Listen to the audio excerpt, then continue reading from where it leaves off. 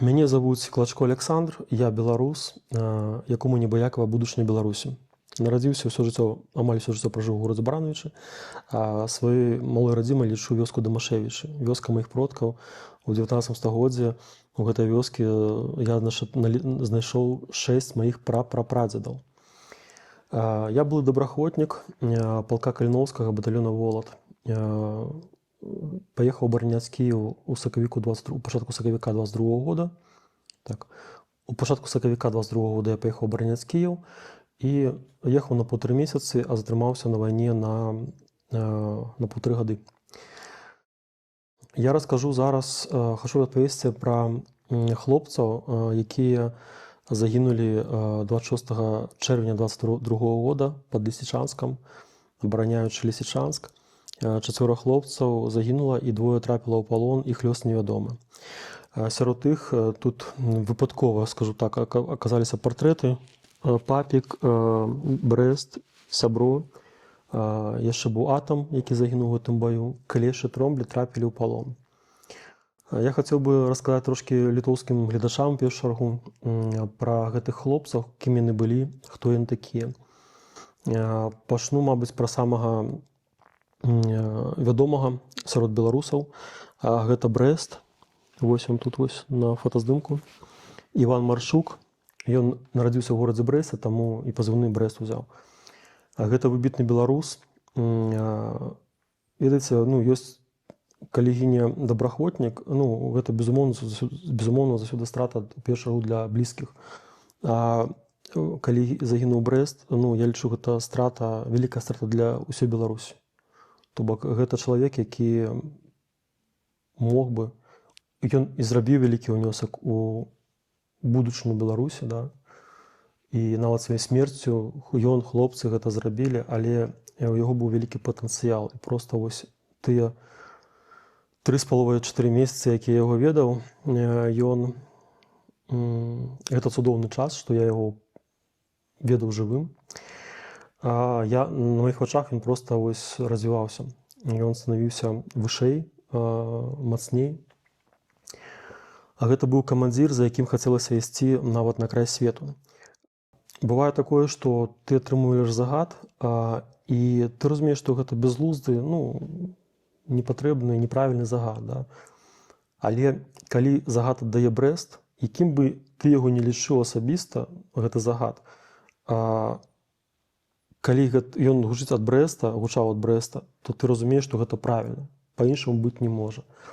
Асабліва гэта адчуванне у мяне паглыбілася пасля таго, як мы з Брэстам, з хлопцамі першы раз, калі я з Брэстам першы раз трапіў на першае сваё баявое, гэта штурм села Лазавое. Можа так. Брэст, у чым яго адметнасць?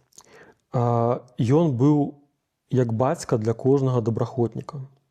І адначасова ён мог паставіць па стойкі смірна любога з нас, і нават невядомага яму жаўнера ЗСУ, які там на блокпасту запытваў яго пароль, і Брэст яго не ведаў, гэты пароль.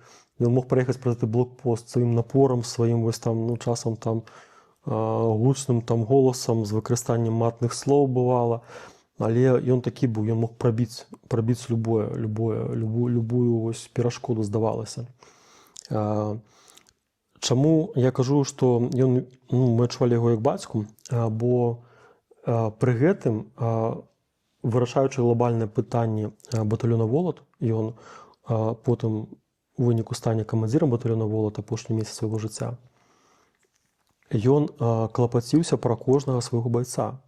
Ён ведаў, хто чым жыве, і на маім прыкладзе раскажу. Пасля штурму вёскі Лазавое мне трэба было вяртацца ў Літву, бо ў мяне сканчвалася працоўнае ВНЖ, працоўны від на жыхарства. І мне трэба было яго прадоўжыць. Я падышоў да Брэста у Мікалаеве і кажу: Брэст, так і так, мне трэба зволіцца, сысці з кантракта і вярнуцца ў Літву, бо я потым не змагу вярнуцца, у мяне не будзе дакумента, па якому я магу заехаць у Еўропу. Брэст узяў блакнот, запісаў гэта ўсё ў блакноце і сказаў: я табе дам, раскажу, што трэба рабіць.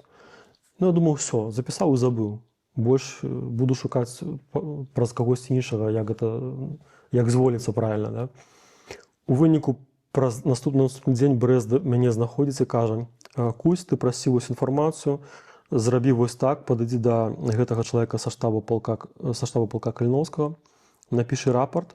Калі рапорт будзе падпісаны, ты будзеш звольнены, і ты можаш паехаць вярнуцца ў Літву. Я памятаю, першая граната, якую я кідаў F1 на палігоне пад Кіевам, гэта была вясна 22 года. Мы вучыліся кідаць баявыя гранаты. Нашы хлопцы ляжалі за рэйкамі, насып такая з рэйкамі. І хто кідае гранату, падыходзіць у акоп, там, дзе быў Брэст, спускаецца ў гэты акоп і разам з Брэстам пад яго кіраўніцтвам кідае гэту гранату. І я памятаю, я ведаю, як кідаць гранату тэарэтычна, ніколі яшчэ не кідаў, але тэарэтычна ведаў. І памятаю, як Брэст паказваў, як ведаеце, як маці дзіцёнка прывяла ў садочак дзіцячы, да? І так ласкава, такім тонам расказвае, вось акуратненька бярэш там вусікі, гэта там зажимаеш, дастаеш, замахваеш і кідаеш, хаваешся ў акоп. То бок я гэта ўсё ведаў, але Брэст вось проста як несмышленаму дзіцёнку кожнаму з нас вось гэта распавядаў. Ну, я не ведаю, як так можна спалучаць у сябе вось гэты вось навыкі такога байца, да, які там гатовы першым заўсёды ішоў у бой, і вось такі клопат пра сваіх байцоў. Ну, за гэта мы яго любілі. І пасля вызвалення вёскі Лазавое нам абяцалі там 10-20 трупаў, 200-х з нашага боку. Нам пашчасціла, ніхто не загінуў, былі параненыя. Вось. Але без смярцей адбылася гэта падзея, і гэта толькі ўзмацніла. Ну, я лічу, што паспяховы штурм села Лазавое адбыўся, як заўсёды на вайне, на 50%, гэта дзякуючы вязенню. А 50% гэта тое, што нашым камандзірам быў Брэст, у тым ліку Брэст. Вось. І загіне ён пад Лісічанскам 26 чэрвеня 22 года, стрымліваючы калону расійскай бронетэхнікі, якая спрабавала адсекчы апошнюю дарогу для адступлення ЗСУ з Лісічанска каля нафтаперапрацоўчага завода. У тым баю загінулі таксама Папік, Атам і Сябро. Сябро я мала ведаў, ён быў такі запэўны чалавек, ён яшчэ з часоў АТО ваяваў у розных там падроздзелах украінскіх, і вось зараз далучыўся да палка Каліноўскага вясной 22 года. Ён адчуваў сябе такім ужо аксакалам, такім ужо дасведчаным байцом, таму заўсёды спазняўся на трэніроўкі, якія там у нас былі вельмі інтэнсіўныя. Вось. Ну, такі быў, стараніўся быццам быў людзей, але пры гэтым заўсёды стараўся быць побач з кампаніяй. Вось, ну, вось чамусь так у яго так адбывалася. Ну, я яго мала ведаў, нават нягледзячы нават на тое, што проста нашы спальнікі, вось, ну, карэматы пасцелены на плітцы, на керамічнай плітцы на падлозе у Лісічанску, былі вось проста побач. Атам. З Атамам я... Пасля смерці Атама я даведаўся, якім ён быў да вайны. Ён быў удзельнікам 20-го года, актыўным. То бок я ў 20-м годзе быў за мірны пратэст, ён у Пінску быў удзельнікам такога фізічнага гвалтоўнага супраціву, там, умоўна, там, з дубінамі там, супраць міліцыянтаў лукашэнкаўскіх. А потым ён вымушана з'ехаў у Варшаву, дзе разам са знаёмымі стаў вулічным музыкантам, ну, граў на гітары. І памятаю вясну 22 года, як я з ім пазнаёміўся, яго падсялілі да мяне ў пакой, там 4 было чалавекі, двух'ярусныя, два ложкі двух'ярусныя, і вось мы чатырох жылі, і ён расказваў, што ён быў арганізатарам, адным з арганізатараў гэтай пінскай бойні, так называемай, да. Вось, гэта, мабыць, адзін самы такі гучны горад, Пінск, дзе ў нас у 20-м годзе аказалі сілавы супраціў карнікам Лукашэнкі. Ну, я тады на веру так думаю, все там могуць сказаць, што хочуць, да, там арганізатары, там, ну, такое, ну, так, асабліва не паверыў гэтым словам, але ўжо потым, ужо гледзячы ўспаміны яго знаёмых і па гісторыю пра яго жыццё, таму што на вайне мы амаль не размаўлялі на гэтую тэму. Ну, больш там цякучая задача, там, ну, такое, то бок, многія хавалі свае твары і пра бэкграунды асабіста мы не ведалі, хто там чым займаўся, да, вось, ну, пра гэта звычайна не гаварылі. Можа, толькі там, калі там блізкі ўжо чалавек. На вайне я бачыў яго іншым. Потым відэо ўжо пасля смерці пра яго я пабачыў. Мне здавалося, што да вайны ён быў іншым чалавекам зусім, то бок, вось. Ён, памятаю, што яго была адышка такая цяжкая. Ён быў кулямётчыкам, і у тым апошнім баю ён быў побач.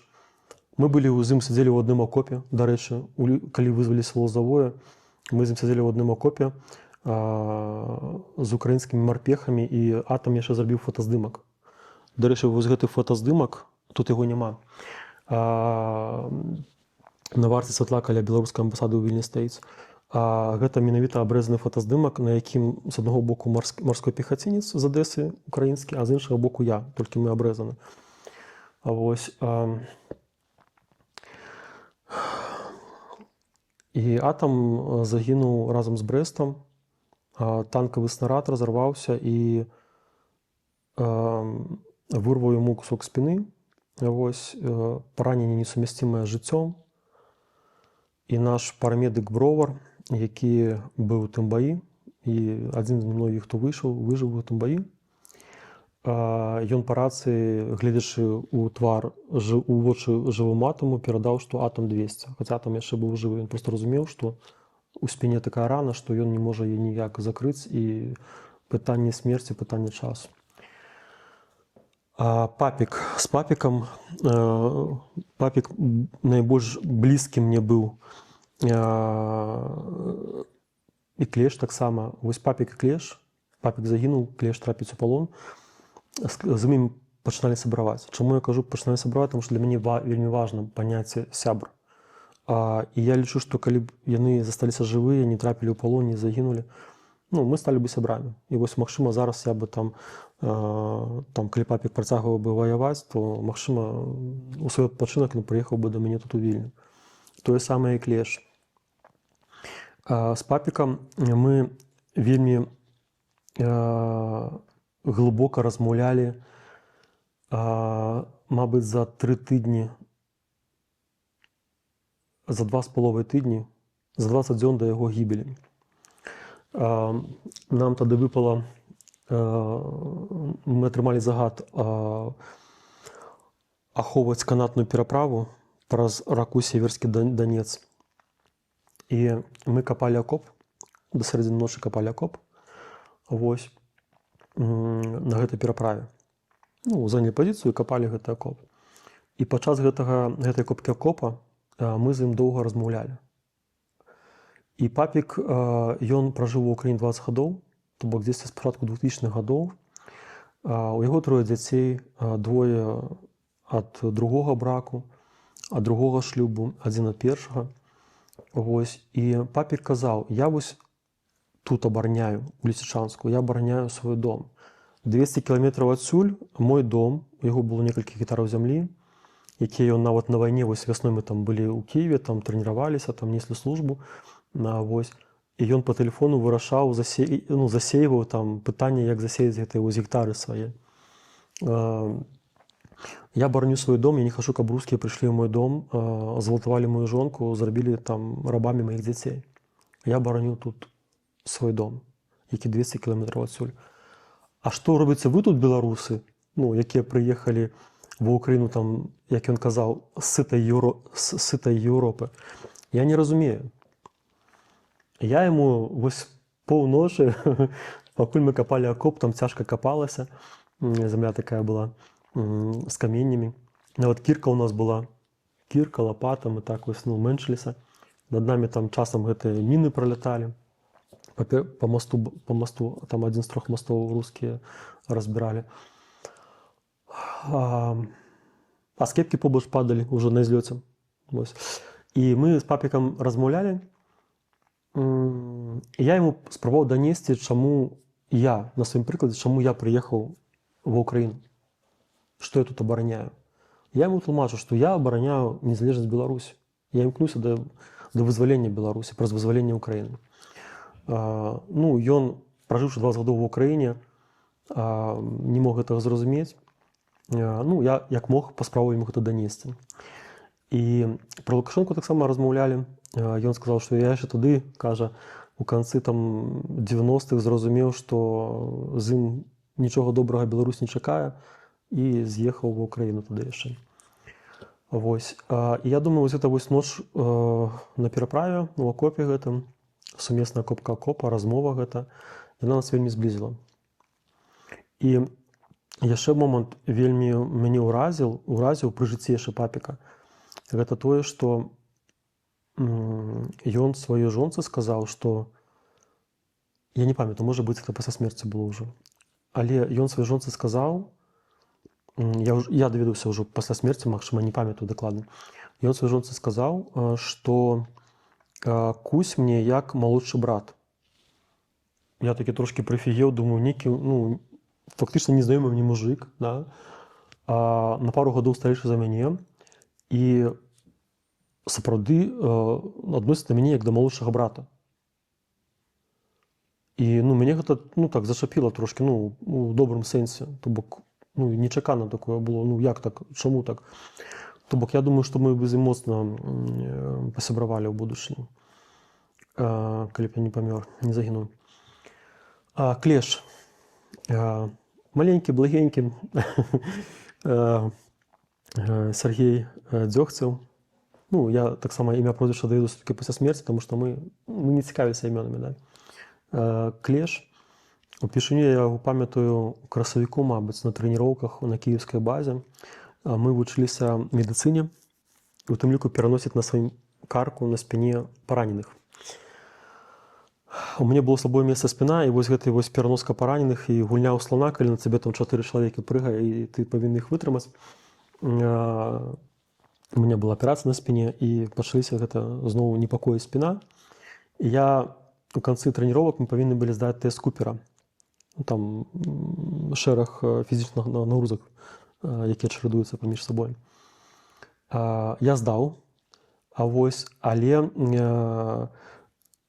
як я пазнаёмся з Клешчом? На занятку па медыцыне, калі мы вучыліся пераносіць параненых, бачу хлопчык, такі маленькі такі вось. Думаю, у мяне праблемы са спіной.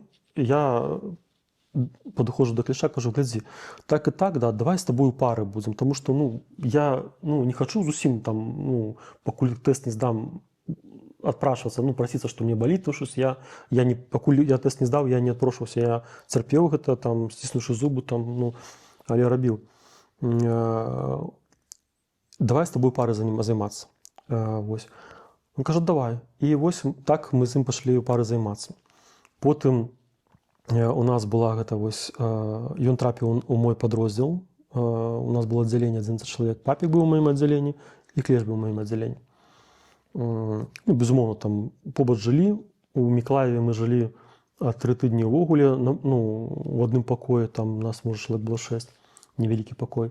Калі бралі штурм Лазавое, Клеш увогуле згубіўся, проста адстаў там ад нас, і у выніку увесь бой правёў з украінскай выведкай, і там асобна ад нас, страцілі байца, часова.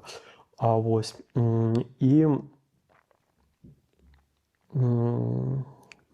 таксама вось з ім так вось, мой чалавек, скажем так, то бок мне было з ім камфортна, мы з ім размаўлялі на розныя тэмы, нешта абмяркоўвалі, вось папік і Клеш, вось тыя людзі ў маім падроздзеле, 11 чалавек, з кім я пачынаў сябраваць. І ў тым баю Клеш трапіць у палон. Як загінуў папік у тым баю, невядома, таму што ніхто не бачыў. Тое самае сябро. Толькі былі пасмяротныя фота усіх, акрамя Атама, у рускіх тэлеграм-каналах. І нават з Атама выклалі рускія пасмяротныя відэо з яго ваўпрошкі. Як трапілі ў палон Клеш і Тромблі, мы не ведаем. Клеш дакладна невядома як, а Тромблі трапіў у палон, ён да апошняга, ён мог сысці з поля боя. Не, я выбачаюся, успамінаю. Клеш і Тромблі трапілі ў палон. Клеш спрабаваў сысці з поля боя, але там адпаўзаў у высокай траве, але рускія яго заўважылі і ўзялі ў палон. А Тромблі до апошняга моманту заставаўся побач смяротна раненымі хлопцамі, там забітымі, да, не ведаю, там якім стане той момант былі там Брэст. І апошняе, што перадаў Тромблі па рацыі, што на нас едзе, ён па-беларуску размаўляў, на нас едзе расійскі танк. Вось. І гэта было апошняе, што Тромблі перадаў па рацыі. Пасля гэтага я бачыў апошні раз іх у рускіх тэлеграм-каналах. Відэо было з іхнім допытам. Вось. Ну, іх там паставілі, вось, пасадзілі насупраць сценкі, як вы зараз мяне. Вось. І яны там давалі паказанні, сведчанні, часам дурню казалі, але ў цэлым трымаліся годна. То бок мне спадабалася, як яны трымаліся. Вось. Іх лёс невядомы. То, што я ведаю, гэта тое, што Тромблі быў асуджаны завочна ў ДНР, мабыць, у 23-м годзе, калі не памыляюся. А Клеш не ведаю, што з ім, як ён, дзе ён. І пытанне альбо іх, зараз стаіць пытанне альбо іх вяртання з палона, альбо вяртання цел, калі яны мёртвыя. У кожнага з хлопцаў засталіся сем'і, у кагосьці маці, бацька, у кагосьці, як у папіка, 3 дзяцей, жонка. Бацькоў не было ў папіка. У Брэста маці засталася, у сябро таксама жонка, дзеці, яны ва ўкраіне. І жонка пашла служыць таксама в украінскае войска. Вось.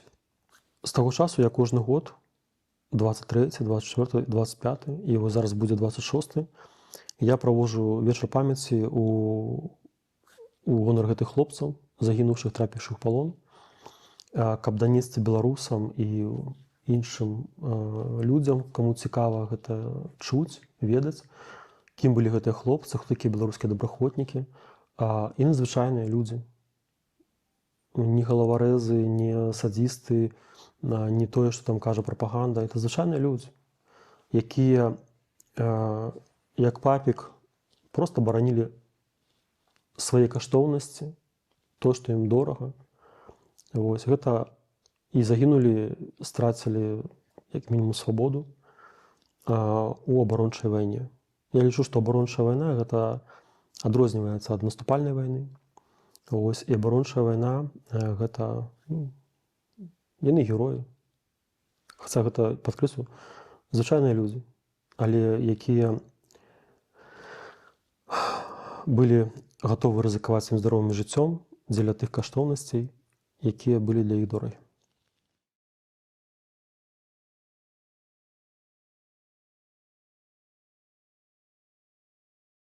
Важны момант, чаму я праводжу гэты вечар памяці, таксама ў тым ліку. Акрамя таго, каб данесці беларусам інфармацыю, хто такія беларускія добраахвотнікі, за што яны змагаюцца.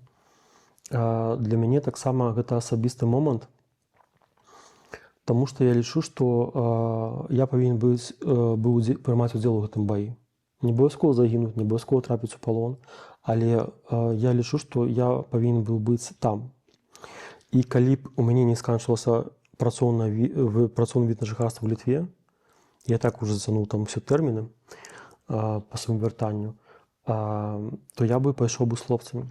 Чаму? Таму што калі мы першы раз былі ў Лісічанску, гэта пачатак чэрвеня 22 года, наше аддзяленне, 11 чалавек, павінна было ехаць у Северодонецк, бараніць тэрыторыю завода «Азот» другой хвалі. Але атрымалася так, што казак, які ехаў перад намі, перакуліўся, і нашы хлопцы там атрымалі пашкоджанні, і замест нас паехала больш моцная, замест першай групы паехала трэцяя група. Там дзядзька быў, Павел Шурмей, у той групе. У іх былі кулямётчыкі, у нас не было кулямётчыкаў у нашым аддзяленні. І мы павінны тады ўжо памянялі нас, мы павінны былі трэцяй хвалі ехаць. І вось мы ахоўвалі з папікам пераправу, некалькі разоў там неслі гэту ахову. І калі і ў апошні раз нас прыходзіць загад, здымайцеся з пераправы, вы едзем у Северодонецк. А мы першыя дні, калі першыя дні, калі вось мы не патрапілі ў Северодонецк, мы хацелі, мы добраахвотнікі, прыехалі ваяваць, а не адсіжвацца дзесь там, да? Мы памятаю з папікам ішлі на мясцовы рынак лісічанскі, і паміж сабой я такі, ну, з такім вось, ну, негатывам быў, і ён з негатывам, да. І ён, памятаю, казаў, ну, мы былі здаволены, што нас не ўзялі ў Северодонецк, што мы не паехалі. І папік, памятаю, казаў: «Куся, ты ведаеш, чаму нас не ўзялі?» І ён пачаў расказваць.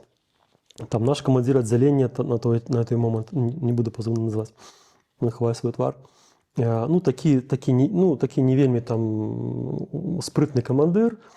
Потым у Клеша дрэнны зрок, зубіўся ў Лазавым, таксама такі сабе баец. Пра сябе ён таксама щось такое сказаў. Не памятаю, што пра сябе ён сказаў, але таксама так сябе вось, ну, захейцу. Пра мяне сказаў: «Кусь, а ты вось, ну, мяккі такі вось, ну, добразычлівы, да, вось, ну, крацей, ну, херовыя мы ўсе байцы, да, і таму нас Брэст не ўзяў». І у выніку гэта было, мабыць, першыя 3 дні, вось калі мы першымі трапілі ў Лісічанск, бо хлопцы загінулі падчас другой паездкі ў Лісічанск, а гэта была першая паездка, там 12 дзён мы правялі. І на 4-й дзень мы так неяк з папікам, ну, і з іншымі хлопцамі, ну, там, з Кляшом тым самым, да, прыйшлі да таго, што окей, наша справа жаўнерская, салдацкая, дадуць загад, паедзем, не дадуць загад, ну што мы зробім, да? Вось, і то на пераправу з папікам мы паехалі як? Ян Беларус заходзіць у нашу располагу ў Лісічанску і кажа там хлопцу: «Лахвіч, ты едзеш на пераправу». А Лахвіч кажа: «Блін, Ян, я толькі прыехаў, там з мінамётам працавалі, там, ну, дай хоць дзень адпачыць, да, потым паеду». Я гэта чую, я быў побач, і кажу: «Ян, ну, можна я замест яго? Ну, я гатовы, тому што, ну, мы і так сядзім тут, у Северодонецк не едзем, ну, прасіжваем тут, кажаце, што там, конечно, прылятала, і там гаражы побач згарэлі, то бок і снарады там розныя там разрываліся побач ад нашай располагі, але мы рваліся ў бой». І Ян кажа: «Да, Кусь, добра, тады, Лахвіч, ты потым, зараз Кусь». І да мяне падыходзіць папік, яшчэ момант важны, вось гэтых вось узаемаадносін, і кажа: «Кусь, а ты можаш, ну, давай я з табой паеду». Я кажу: «А чаго ты?» Ну, там трэба яшчэ былі людзі. Я кажу: «А чаго ты?» І я памятаю яго словы: «Трэба ж камусьці прыкрываць твою дупу». Вот. І я падышоў, толькі ён мне кажа: «Толькі ты дамовся там з Яном, што, ну, каб я з табой там заместам іншага хлопца». Я падышоў да Яна, Ян, ну, дамовіўся, і вось так мы з папікам трапілі на пераправу, на ахову пераправы. Капалі акоп, размаўлялі. І ў апошні дзень нашай вось аховы пераправы нас знялі датэрмінова, бо паступіў загад нам ехаць у Северодонецк, пераправляцца праз апошні ацалелы мост трэці, адзін з 3. І мы ўжо пашлі з папікам, памыліся там да замежнікаў нашых, там яны катэджы, там на вуліцы такі душны, як звычайна там у прыватным сектары. Апрануліся там, ну, бронікі ўжо, бронекамізэлькі апранулі, каскі, ўжо падрыхтаваныя. І за паўгадзіны, вось мы павінны ўжо выязджаць, за паўгадзіны да выезда нам кажуць: «Все, там мост уже все там развалены, заблакаваны там з падбітай тэхнікай, бронетэхнікай, па яму не праехаць». І там уже хлопцы будуць уже туль здымацца з Северодонецка, то бок все, уже не трэба. І самае цікавае, што вось чаму пра вечную памяць я згадаў. Калі мы ехалі назад у Кіеў, усім вось гэтым вось нашым батальёнам «Волат», пад кіраўніцтвам Брэста, мы спыніліся у кафэшцы на трасе. І я не ведаю, адкуль Брэст гэта даведаўся. Ну, я яму гэта не казаў. Хлопцы, не ведаю, хто там... Я не ведаю, адкуль гэта даведаўся. Але ён нам сказаў, нашаму падраздзяленню: «Хлопцы, я ўсё разумею. Ну, не перажывайце, што вы не трапілі ў Северодонецк. Я вам абяцаю, што ў наступнае баявое вы пойдзеце са мной першымі. То бок я першым вам прапаную пайсці са мной». І вось тое баявое пайшоў з майго аддзялення папік, Клеш, яшчэ 2 хлопцы былі каля машыны. Я не называю іх пазыўныя, таму што яны хаваюць свае твары. Вось. Каля машыны на эвакуацыі, то бок там дзесьці за кіламетр да гэтага месца боя. І быў бы я не ў Літве, калі б не гэтая моя легалізацыя, вось гэта, да, якая скончылася, я бы, я не, па-перша, Брэст, які нам паабяцаў, што нас возьме з сабой пешымі, да, і мае вось фактычна будучыя сябры Папік і Клеш, я бы толькі з-за іх пайшоў бы вось у гэты бой. Зноў жа кажу, не ведаю, там загінуў, у палон бы трапіў, выжыў бы, быў паранены, невядома, але гэта мой бой, у якім я не ўдзельнічаў, не па сваёй волі. Так склаліся абставіны. І таму для мяне гэта такая вось даніна памяці пра іх, пра гэты бой, пра гэтых хлопцаў. І я сябе адчуваю, што гэта мой бой. Але так здарылася, што я у ім не паўдзельнічаў. Вось мы такі незакрыты гельштальт, які я закрываю гэтымі шамі памяці.